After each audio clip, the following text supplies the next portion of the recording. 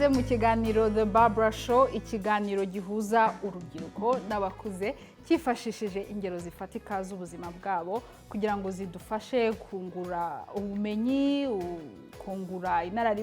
kongera inararibonye no kugira byinshi tumenya mu buzima kandi binadufashe guhinduka. Nk'uko mubimenyereye rero, iki kiganiro gitambuka buri munsi saa moya z'ijoro ku Isibo TV cyangwa se kuri YouTube channel. Kuba dukurikiye kuri YouTube, turabasaba ngo ukomeze gukora subscribe, mukore share, musangire amakuru cyangwa se ubumenyi mwakuye muri iki kiganiro n'abandi bantu benshi, kuko ntiwamenye ushobora kugira umuntu ufasha. Ni nayo mpamvu tubazanira kino kiganiro. Uyu munsi ndagira ngo tuganire ku bumuga. Ntabwo biramenyekana uko byakwitwa, kuko hari abantu babana n'ikintu ngiye kubabwira ariko batari ibimuga cyangwa bafite ibindi bintu bikomeye by'indashyikirwa bagezeho. Uyu munsi turaganira kuri autism cyangwa autism. Mu Rwanda nta jambo ry'ikinyarwanda ry'umwihariko riraboneka kuri iryo jambo, ariko autism ni abantu bamwe barabizi, abandi ntibabizi, abandi bibaza ko ari ubumuga, abandi bibaza ko ari indwara, ariko hari n'abandi bantu babana na autism bafite imirimo ikomeye cyangwa se ibintu bidasanzwe bagezeho mu buzima. Ndagira ngo tuganire rero kuri autism. Autism igenda imenyekana gahoro gahoro mu Rwanda, ariko hari n'abantu uyu munsi ushobora gusanga ari bwo bwa mbere bumvise iri jambo autism. Natumiye umuyobozi wa Autism Rwanda cyangwa se Autism Rwanda, yitwa Rosine Duquesne Kamagaju, akaba ari umuyobozi wa Autism Rwanda, akaba ari butuganirize kuri icyo kintu cyitwa autism twumva tutazi, cyangwa dushobora kuba dufite n'abana bayifite tutabizi. Twabafasha gute? Twabana nabo gute? Cyangwa se n'abantu bakuru bafite autism ariko batabizi ko bafite autism. Ikaze Rosine. Murakoze cyane, murakoze kunyakira. Yego. Ijambo autism umuntu uryumvise bwa mbere kuri iyi platform, wambwira ko autism ari iki? Autism nk'uko mwagize introduction nziza cyane, hariho benshi bibaza ese ni uburwayi, ese ni ubumuga. Iyo turebye abana uko batandukanye, nicyo gituma kenshi abantu bibaza icyo kibazo. Ariko muri make ni development y'umwana igenda ntikorwe nk'uko bisanzwe. Nicyo gituma avuga ni problème ya neurodeveloppementale mu Gifaransa. Mbese imikurire y'umwana ntakure afite amafaculté yose nk'uko abandi bana baba bayafite. Nabaha nka exemple, umwana ashaka gukura atazi kwigana, akagira ikibazo cyo kuvuga, akagira ikibazo cy'imibanire. Muri make autism irangwa n'ibintu bitatu: imibanire y'umwana n'abandi, ikindi imyitwarire y'umwana, ikindi imivugire. Ibyo bintu bitatu nibyo biranga autism. Muri ibyo bintu rero umuntu agiye kubidevelopa cyane, niho umuntu yinjiramo n'umubyeyi cyangwa umuntu wese yumvise icyo ari cyo iryo jambo autism, ashaka kuvuga ati kanaka cyangwa uyu mwana afite autism cyangwa yafite ibyo bimenyetso, yahita agira attention. Nko mu bana bato, nko kugeza nko ku myaka 2, hari igihe umwana ashobora kuba yidevelopa neza, akura neza, ariko mu gihe cy'imyaka 2 ukabona nk'umwana arahindutse, yabaye nk'uwigunga, akaba nk'umwana ukagira ngo baramukubise, akigunga, ukabona ntiyishimye, ukabona afite nk'agahinda, mbese yabona n'ababyeyi baje ukabona ntabishimye. Muri make umubyeyi yaje, abana bose baza bamusanga, ugasanga nk'umwana ntabyo akora, akamubona ariko nkaho yagiye nko kumusanga akigira mu bindi. Ibyo ni ibimenyetso bimwe byerekana ko umwana afite icyo kibazo cyo muri cy'imibanire, mbese ibyo bita interaction sociale.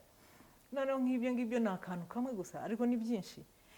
Umwana mugasanga arigunze, umwana hari igihe usanga akiri n'abato umwana akarira ntahozwe, cyangwa se uwundi nawe akaceceka cyane, ugasanga umwana ntarira.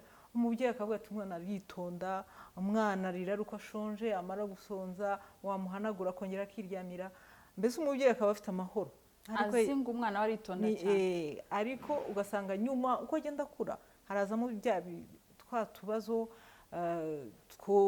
kubona abandi ukabona ntabishimiye, ukabona abandi bana baraje ntagiye gukina nabo, cyangwa yabona ibikinisho akabikinisha uko yishakiye, ukabona ntibijyanye n'uko yari akwiye gukinisha. Cyangwa agakubagana cyane.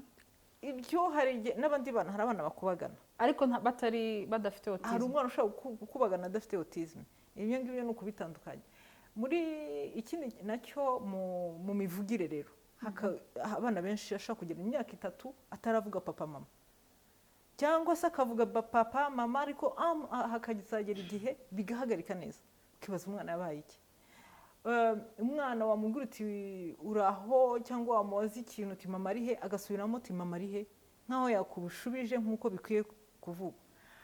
Ibyo babyita ekorari, mbese gasubiramo, cyangwa akajya nko ku ishuri, yaba ari ku ishuri nkaho yakurikiye ngo yumve uko abandi bana biga ibyo mwarimu amubwira, ukabona umwana arasohotse yigiriye hanze, ukabona ntakurikira, ntiyumva instruction ibyo abandi bababwira. Umwana yabona abandi bana baje mu rugo, baje kumusura, we kugira ngo akine nabo, ukabona arabahunze, agiye ahantu arigunze. Cyangwa umuntu ugafata umwana akantu agahora akinisha akantu kamwe, ukabona aragafata. Ni ibimenyetso byinshi cyane. Hari imivugire, hari iyo myitwarire, hari n'iyo mibanire. Ibyo bintu ni bitatu. Ikindi nacyo ni uko umwana w'umutiste aba yihariye, ntabwo asa n'ubundi, kuko baravuga ngo hari autisme zingana n'uko abautiste bangana ku isi. Abana dufite bose mu kigo nta n'umwe usa n'undi, nta n'umwe ufite ibibazo nk'iby'uwundi.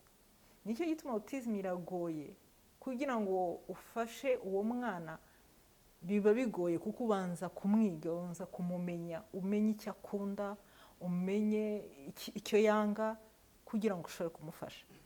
Icyo gihe rero nk'abantu batwumva, ibimenyetso bya mbere nababwira ni ibyo ngibyo: imyitwarire, imivugire n'imibanire. Twavuga se ko ari indwara yandura, ese irakira? Autisme, iki kintu ni ikibazo cyiza cyane, kuko hari iyo byabaye umwana bakabona ntavuga, afite iyo myitwarire, ariruka, hari igihe nyine hazamo kwa gukubagana kurengeje, ukabona umwana arasimbuka ntatinye kugwa, ukabona umwana arakora ku kintu ntatinye gushya. Mbese ukabona umwana, tuvuga ko abautiste baba bari mu isi yabo. Icyo ushaka kuvuga ni uko umwana avuka ari umuautiste, iyo autisme arayivukana. Igituma mbivuzeho cyane ni ukugira ngo iyo umubyeyi yabonye ko afite umwana ameze gutyo, hatazagira benshi baravuga ati buriya baramuroze, buriya hari uwamukubise, buriya hari icyabaye tu, none se ko yavugaga yarameze neza yaje guceceka gute? Iyo ni hari ibimenyetso bya autisme mbere byari bihari, ariko kubera batabimenye, ntibamenya kumenya ngo umwana afite ikibazo, reka dusange ababizi batuganirize. Umwana aravuka na autisme, ntabwo iza nyuma. Ni uko ibimenyetso aba atarabimenye, ababyeyi baba batarabibonye cyangwa batabizi. Hari nk'umubebe, umwana ashaka kurira, ntumuhoze, ugahendahenda, ugaheka, ukamugaburira. Hari ibimenyetso nk'ibyo byerekana ko umwana afite sinye za autisme. Hari igihe umwana nka byandi navugaga yuko akaba ari calme cyane birengeye. Hari igihe umwana kureba mu maso, umwana ukabona mwamureba mu maso ukabona nta kureba, wamukinisha ukabona ni nkaho uri uramuderanje. Ubundi umwana ariho abona umuntu guhera ku mezi 3 kuzamuka, agakurikiza amaso, ukabona hariho interaction, mbese ashaka umuntu umukinisha. Wanamukinisha nawe agashaka gukina. Muzarebe hari ukuntu iyo ukinishije umwana, yenda umubebe we umaze kumwoza, ukamukinisha umurya nk'ikirenge, arazimanura, ariko yabona ugize agashaka kandi kubigira. Iyo ni communication nayo, ni ukwereka yuko hariho échange hagati y'umwana n'umuntu mukuru. Ibyo byose rero nk'umuntu ubizi arabona ati umwana udashaka gukina, umwana udashaka ko bamwitaho, umwana wigunze. Hari utumenyetso twinshi twerekana ko uwo mwana afite autisme, ariko cyane cyane bigaragara urengeje imyaka 2, niho umuntu abibona neza, niho autisme ibitangiye kugaragara neza. Hari ikibazo tutasubije, irandura se? Nk'umubyeyi ufite abana 4, muri abo bana 4 umwe akaba ari otist cyangwa afite autisme yakwanduza abandi? ntibishoboka nk'uko nabibabwiye, ntabwo ari indwara urayivukana. Abantu bafite autisme bakunze guhura n'ibihe bibazo? Abantu bafite autisme kenshi nk'ibibazo navuga, hariho benshi baba bangamiwe n'ibintu bisakuza, urusaku. Hariho nk'ababyeyi bavuga ati najyanye umwana wanjye mu rusengero kugira ngo bamusengere. Ni byiza rwose gusenga, ariko hari igihe kwa kundi basenga bishobora kumubangamira, kuko we yenda ukuntu yumva urusaku biba birengeje kuri twebwe nk'uko twebwe tubyumva, abyumva kuri nivo yo hejuru, ugasanga umwana biramubangamira cyane urusaku. Niho kenshi usanga bagira gutya bapfuka amatwi, bakumva na moto cyangwa imodoka cyangwa klaxon y'imodoka akagira gutya, yakumva imbwa cyangwa akantu gasakuje ukabona ageze gutya, yakumva imvura iraguye akagira gutya, akarira cyane, yakumva umwana urira, ikintu cyose bagira ikintu gishobora kubabangamira. Nk'icyo ni ikintu arashobora kuba ari umuntu w'umuhanga, ariko adashobora kugenda mu muhanda ngo agende nk'ubu avuga ati mvuye hano ngiye mu mujyi kugura ikintu, nagenda arahura n'imodoka zivuza amahoni, nagenda avuga n'abasakuza cyane, afite gusubira inyuma kubera icyo cyonyine, kubera urwo rusaku. Ibyo ni ibintu bibabangamira. Ikindi nacyo kuko bo bazi kuvuga, abazi kuvuga badafite ikibazo cya communication, kuko aba autiste hariho ushobora kuba ari umutiste ariko afite ibintu bibiri gusa, yenda afite ikibazo cya comportement cyangwa cy'imibanire n'abandi, ariko ashaka kuvuga akaniga. Ariko kenshi ibintu bibabangamira nuko batazi ibintu byo kubeshya, ni abantu nta diplomasi bazi, bavuga ukuntu uko bakibona. Niba abona ko uri mbese utamubereye arabikubwira, niba abona ko atagukunda arabikubwira gutyo direct, niba abona ibyo uvuze atari byo kuri we arabikubwira. Hari example, umuntu yabonye umwana mu Bufaransa, yabonye umuntu ariho arahaha, abona yaguze koka nyinshi, yagize pake, aragenda aramwegera ati uragura koka kandi uri munini cyane, kandi ntibimureba. Mbese agiye kureba uwo muntu, agiye kumubwira ntibimureba, ariko kuri we amubwiye ibyo yumva ko ari ukuri. Niyo amubwiye ati wowe ntukwiye kunywa koka kuko urabyibushye. Umuntu uri normale we ntiyabikora gutyo. Kandi noneho hari umwana hari umubyeyi wigeze kumbwira ati umwana wanjye bamuhaye kado, bamuha shokora, ati ahita arazisoma, azisomye abona harimo ibintu byinshi bidakwiye, umwana adakwiye kurya.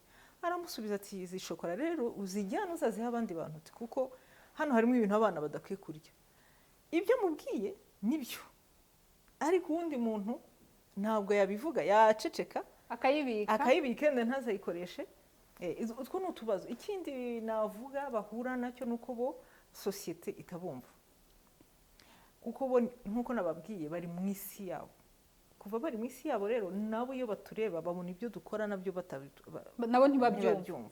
Donc turi muri monde non autiste, nabo bari muri monde des autistes.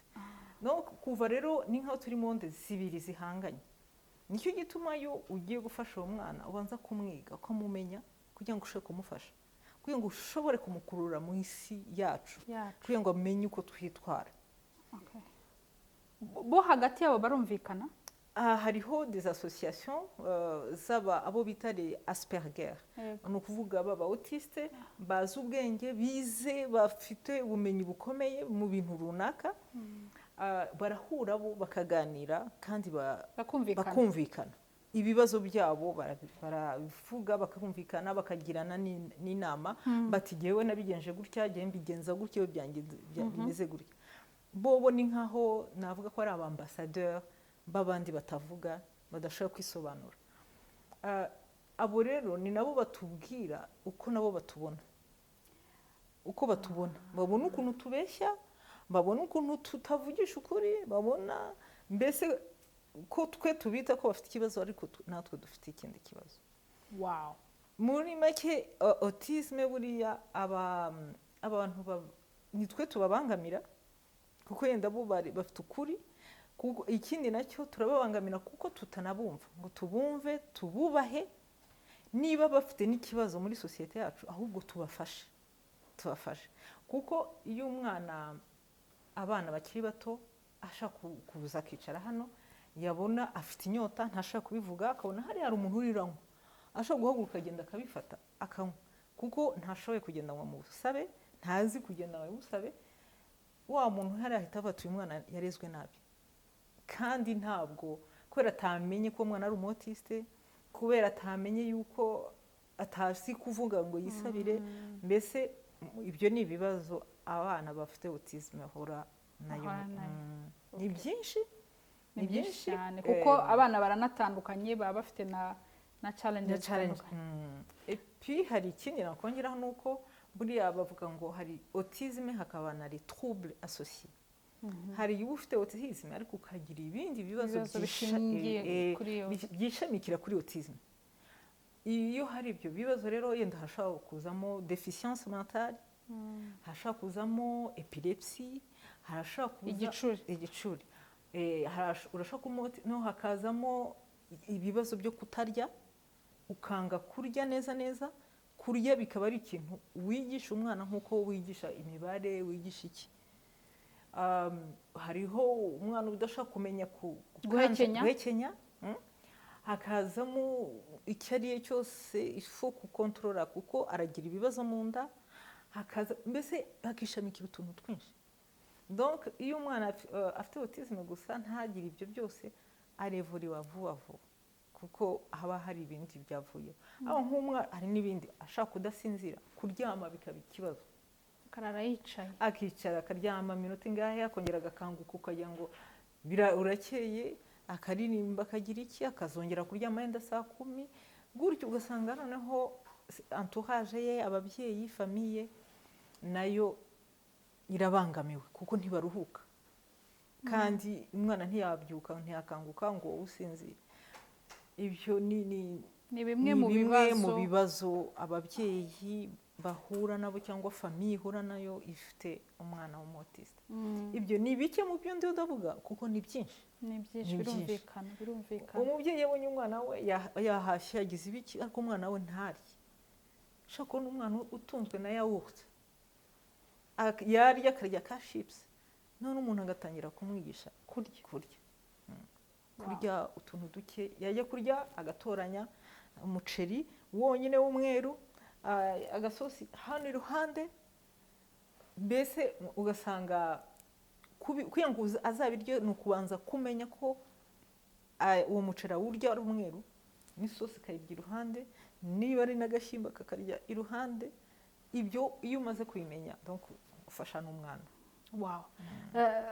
mbere yuko tujya muri pause reka nkubaze kino kibazo turagaruka dukomeza kuvuga kuri autisme ufite umuryango witwa Autisme Rwanda igitekerezo cyayo cyo gufungura umuryango cyavuye he ufite umurwayi wa autisme niki akenshi tuba inspiré yo gukora ibikorwa nk'ibyo bifasha abantu benshi dushingiye ku bibazo natwe tuba twarahuye nabyo wowe igitekerezo cyavuye njye nta mwana afite ni nka destin y'umuntu niko nabivuga kuko ntabwo nize mvuga ngo ngiye hariya nziga autisme ariko nyuma ya jenoside nagiye mu Bufaransa ariko hano nakoranye na Save the Children donc nakoranye n'abana abo bitaga les enfants non accompagnés nkabashaka tukabashakira imiryango ibintu nk'ibyo noneho ngeze mu Bufaransa mbona akazi gakorana n'abana bafite autisme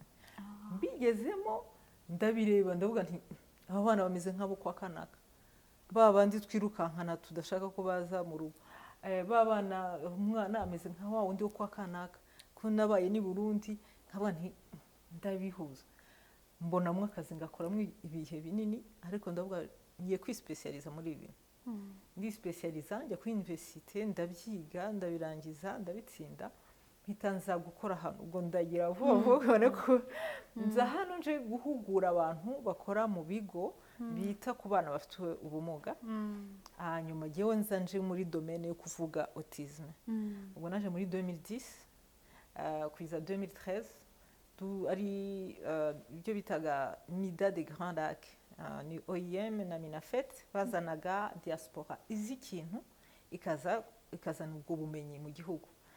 Ngeze hano rero natangajwe cyane no kubona ko icyo kintu kitazwi. Nababajwe no kubona umwana bamuzirika bamuhisha kubera batari bazi icyo kintu. Koko autisme iragoye, hariho kazi igoye rwose kwitaho, bigoye kuri famiye, ku bavandimwe, kuri famiye zose. Donc nje rero nsanga mpura n'ababyeyi bari bafite abo bana, bumvise ko ari umuntu wigisha autisme kandi w'umunyarwanda, baza kundeba barambwira, nsanga koko ni ikibazo gikomeye. N'abandi bantu twakorana muri ayo mahugurwa barabinsaba, dufatanya n'abandi banyarwanda, ntabwo nari gutangira ndi jyenyine, turafungura 2014. Wow. Reka dufate akaruhuko gatoya, turagaruka dukomeza kuganira kuri autisme mu Rwanda. Nimba ari bwo ugikurikira kino kiganiro, ndagusabye uze kujya kuri YouTube channel yacyo ukurikire iminota yabanjirije. Turimo turaganira kuri autisme. Autisme ni iki, ifata gute, ababyeyi bafite abana bafite autisme babana nabo gute, bivuze iki? Ntuve kuri ekara, turagaruka mu kanya.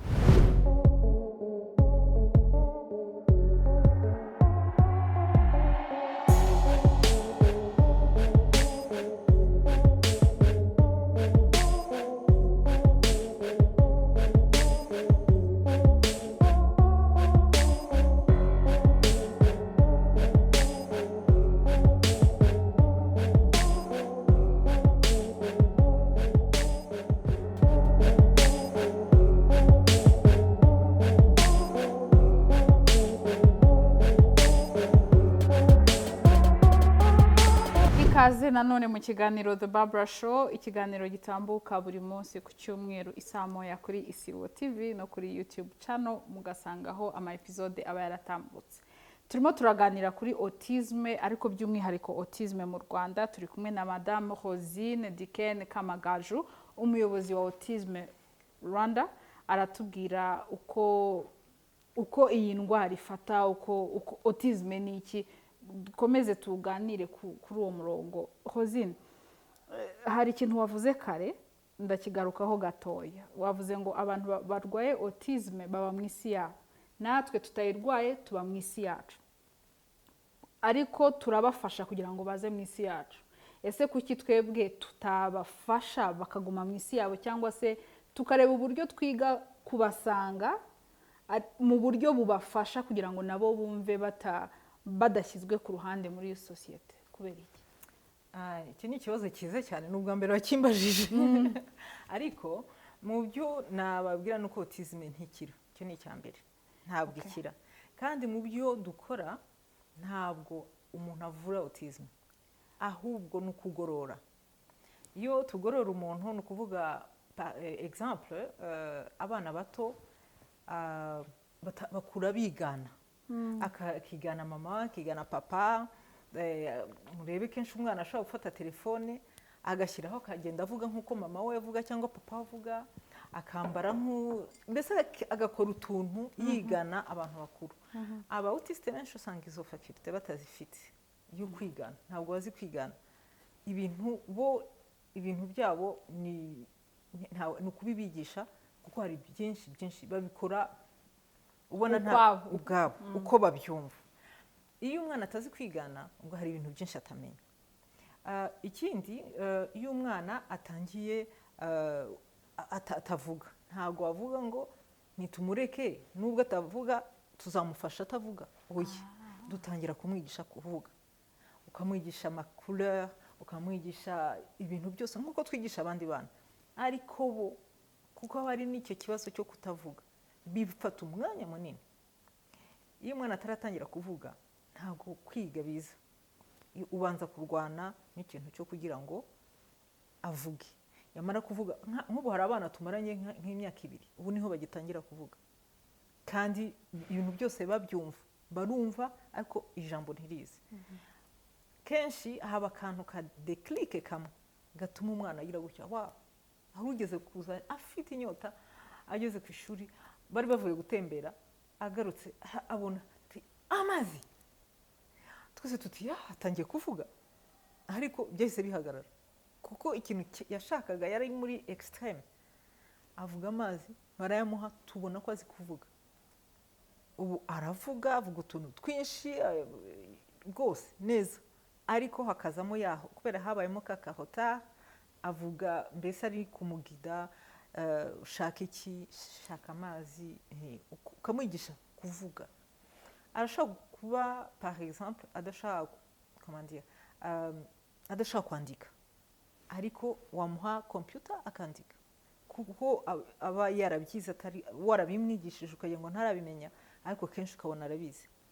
Arashobora kuba muriho muragenda ku ishuri bamwigisha ataravuga, akagera gutya abona nk'ikintu cya publicity akagisoma, kandi ari nko mu modoka ugiye kumva ati arasoma ikintu ati kandi MTN, akongera agaceceka, akavuga ati Tigo cyangwa MTN cyangwa iki, akongera akicecekera, ukahita wumva ko azi kuvuga. wow. Donc ntabwo rero twabasiga ahandi, ahubwo dukomeza tubakurura. Objectif ni ukugira ngo binjire muri monde yacu, bike babimenye kugira ngo bashobore bazabe autonome uko bakura, bashobora kwitunga. Hari exemple y'umu autiste witwa Joseph Chovanec wo mu Faransa, nawe yari afite ibibazo nk'ibyo ngibyo, ariko ngo afite diplome zirenga 10, avuga indimi zirenga 12, ni umuntu uzi ubwenge, arashaka kuza hano akiga ururimi mu mezi nkangahe, akavuga ikinyarwanda, afite capacité irenze mu kwiga no mu kumenya ikintu. Abivuga ko autisme kuri ka zimwe na zimwe cyangwa se ku ngero zimwe na zimwe z'abana, bivuga ko ashobora kuba afite n'ubwenge bwinshi cyane birenze, ashobora kuza akareba hano akaba yafotoye, yego, akaba yafotoye muri cerveau ye. En fait hari ukuntu areba icyo abonye akahita ni nkaho ari foto agumanye, photographic memory, ariko ubwo ntabwo ari bose, ntabwo ari bose, icyo ni ukucyumvika, iba yihariye. Donc buri mwana aba afite autisme ye yihariye, ahubwo nimba nakumvise neza, ni akazi k'umubyeyi ko gufasha uwo mwana buhoro buhoro, ashobora kuzagera aho amenya ubushobozi wa mwana afite. Umubyeyi arafasha cyane cyane rwose, ariko nawe ifuko abanza gusobanukirwa ikibazo umwana afite. Ese ikibazo afite ni ikihe, se umuntu yamufasha gute? Noneho muri bya bindi bamusobanuriye nawe bakamusobanurira ibyo azafasha, kuko umubyeyi ni ingenzi cyane mu gufasha umwana we, cyane rwose. Nayo mu ishuri cyangwa hehe bamufasha, umubyeyi ni ufite uruhare rukomeye mu gufasha umwana. Hari ikindi kibazo nashaka kuvuga kuko kigaragara cyane, kenshi n'ababyeyi bakavuga ati uyu mwana bizagenda gute, bakanamukubita, ugasanga umwana ntaraba propre, mbese nta suku afite, ntarajya muri toilette, ntaramenya kwigera muri toilette, ngo agende yicare kuri toilette agire ibintu muri toilette, no kuri po akayitinya. Biriya ni ukubera processus iyo kenshi usanga ari n'abana bafite n'ikibazo cyo kurya. Mu kurya umwana ararya, noneho akabanza guselekisiona rero ni ukuvuga ikintu kigiye kwinjira muri we abanza kugikontorora, ni nk'avuga ati iki kintu kinyinjiyemo kigiye bigenze gute, noneho no mu gusohoka naho ati ibi bintu bigiye kunsohokamo, voilà, ese bimeze gute, aba ashaka gukontorora ibintu byinshi. Donc aho rero niho umuntu ataza kumuakompanya, akamuganiriza, akajya amubwira, kuko barumva byose, kumubwira ati on a mangé, ariko bizasohoka, bizagenda gutya, kugira ngo nibigira gutya abimenye.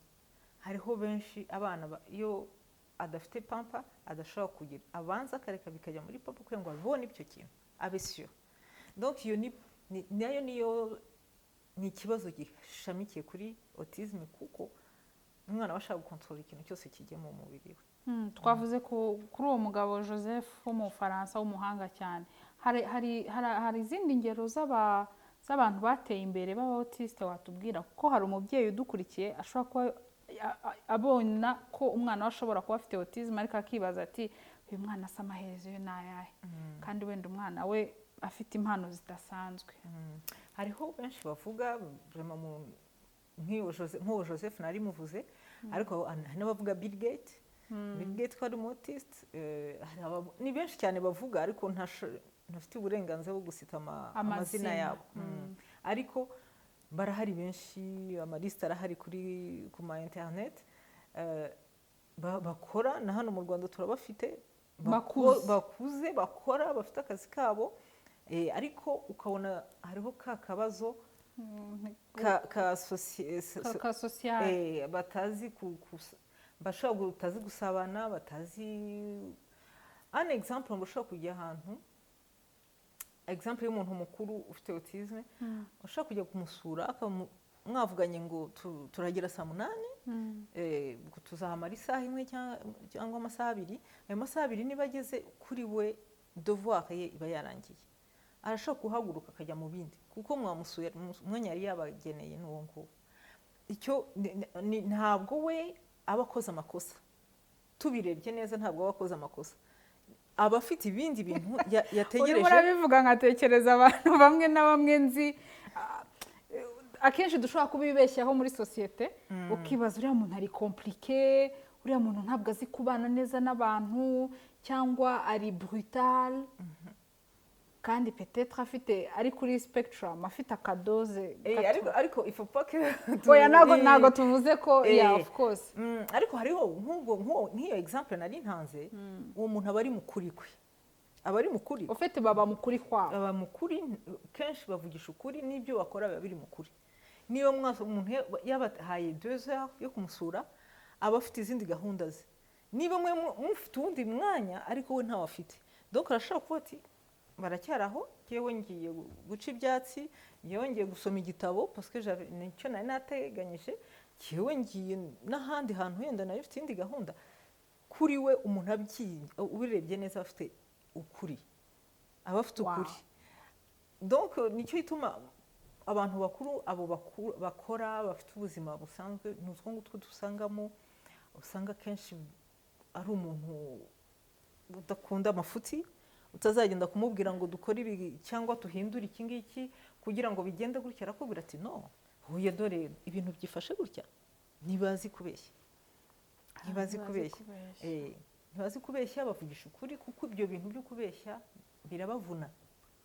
birabavuna kandi bageraho bakanagaruka bakavuga ati ntabwo ari byo. Ubu ngubu mu Rwanda imibare y'abana bafite autisme ingana gute?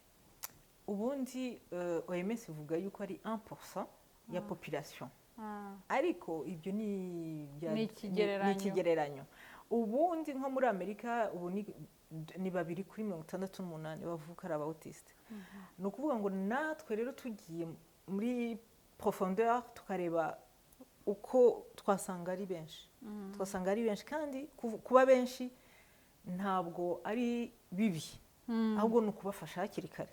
Gikuru ni ukubamenya hakiri kare tukabafasha, kuko buriya abautiste ni abantu bari performa, bamwe bagira ubwenge kandi bashobora guteza igihugu imbere, kuko bashobora kugira, nibo bagira ama recherche, nibo kenshi usanga baratoye ikintu runaka, donc badécouvre ibintu iyo babaye accompagné, iyo babonye cadre yo kwigiramo, iyo babonye abantu babaproteja bakabafata bakiri bato. Nicyo gituma kubabona hakiri gato, ibyo bita la prise en charge précoce, ni ukuvuga kubafasha bafite à partir de 2 ans, umuntu akabafasha bakazamuka bari ku murongo batarahuye n'ihohoterwa, kuko benshi bahura n'ihohoterwa rya sosiyete.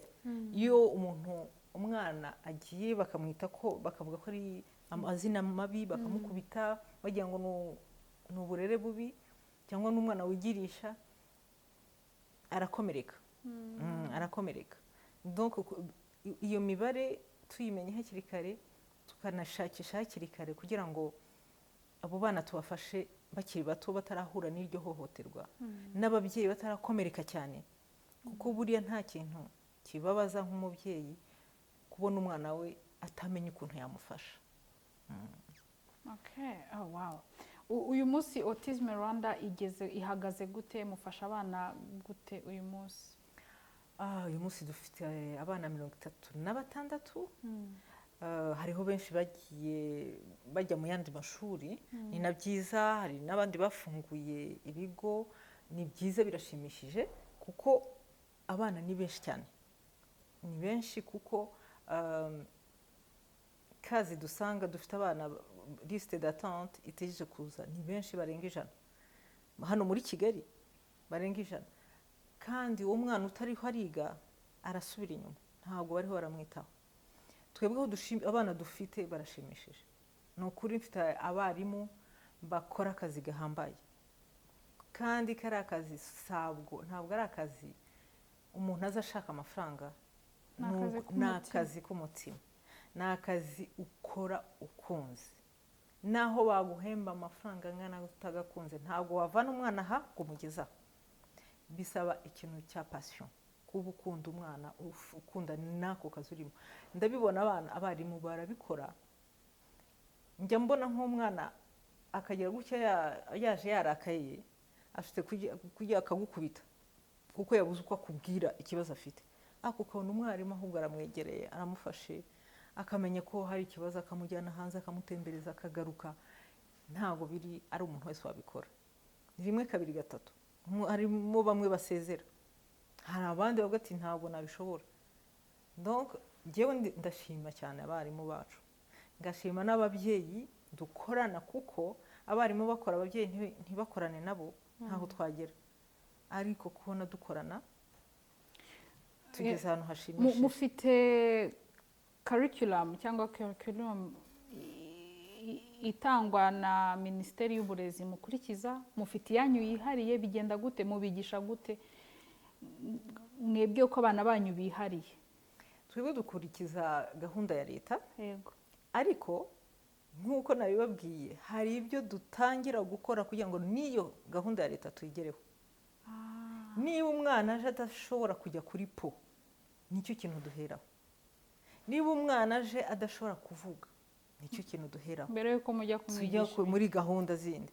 niba umwana aje adashobora gufungura nicyo kintu duheraho niba umwana afite ikibazo cyo gutinya ibi n'ibi noneho n'umwana akabanza akamenyera n'abandi akamenya akishima akumva ko aje ku ishuri adatinya umukoraho adatinya kuko hari abanga n'umuntu umukoraho gutya donc ikintu cya mbere tubanza gukora kuri ya matrouble yose bafite bya bimenyetso nababwiye imyitwarire imyifatire no kuvuga nicyo kintu duheraho twababona ko bamaze hari ahantu hagejeje tukajya muri gahunda yo kwigisha abana tugatangira wow Rosine urakoze cyane dusoza ni iki wabwira abantu badukurikiye ku bijyanye n'iyo ndwara ya autisme haba ababyeyi haba n'imiryango ifite abo bana mu mazu yabo njyewe icyo navuga cyane cyane ni ukuvuga ngo umubyeyi ufite uwo mwana akeneye support kandi support akeneye ntabwo ari ni twese duteza kwimuha support ya mbere ni ukuvuga ngo twebwe nka sosiyete nitubona umwana ufite autisme ufite icyo kibazo ntitukihutira kuvuga amagambo akomeretsa icyo ni icya mbere ikindi mbona ni uko twese gahunda leta ibirimo turiho turakora ibintu byiza byo kugira ngo autisme imenyekane turakorana na leta ntabwo dukora twenyine ni ukugira ngo icyo nifuza ngo bimenyekane kuva hasi ku muntu wo hasi kugira ngo umuntu wo hejuru iyo mvuga umuntu wo hasi mbese umuntu ku bayobozi ku bantu b'abaturage bose babimenye kugira ngo n'ejo bundi umwana ufite autisme ufite za comportement navuze ntibakamutera amabuye ntibakamukubite ikindi sosiyete yacu ibe responsable mu kwita kuri abo bantu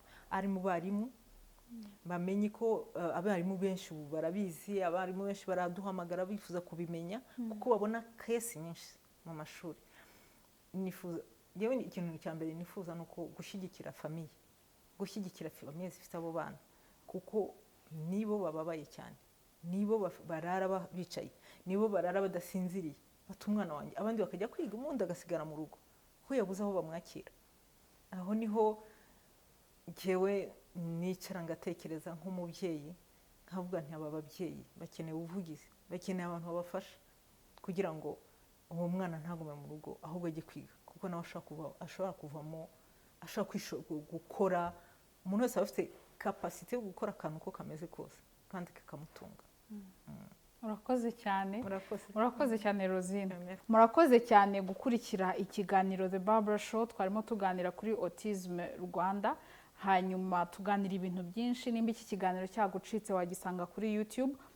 Uyu muryango wa Autism Rwanda ukorera ku Gisozi, muraza kubibona kuri screen, turashyiraho nimero zabo, mushobora kubahamagara bakabamenyesha ibindi byimbitse tutabashije kuvuga muri iki kiganiro. Nk'uko Rosine yabivuze, autism igira umwihariko nk'uko buri muntu uyifite aba afite umwihariko, ariko wenda hari support nk'uko yabivuze, hari ubufasha, hari ugushyigikirwa wahabwa. Nimba rero ufite umwana ubana na autism cyangwa se mumufite mu muryango, hari uburyo mwakwiga kubana nabyo, ariko abo bana si abo gufungiranwa, si abo kuzirikwa, ariko n'abana bo gufashwa, kuko nk'uko umutumirwa wacu yabivuze, hari ubwo uwo mwana yagira umumaro munini amarira igihugu cyacu. Rero ntumurebe uyu munsi uko ameze, kuko hari byinshi uwo mwana yakugezaho ndetse yanageza ku gihugu. Murakoze gukurikira ikiganiro, nk'uko nsanzwe mbivuga, Imana ibahe umugisha. Murakoze gukurikira ikiganiro The Barbara Show. Nimba ukibonye kuri YouTube The Barbara Show, kora subscribe ujye ukomeza kubona amakuru n'ibindi biganiro byinshi bikomeza kuza. Nimba udukurikira kuri Facebook, nimba udukurikira kuri Instagram, komeza udukurikire, turakwishimiye cyane. No kuri Twitter muzajya mukomeza kubona amakuru, ndetse ntimukasibe kureba iki kiganiro ku Isibo TV. Turabashimiye rero ku mwanya wanyu mwaduhaye. Imana ibahe umugisha.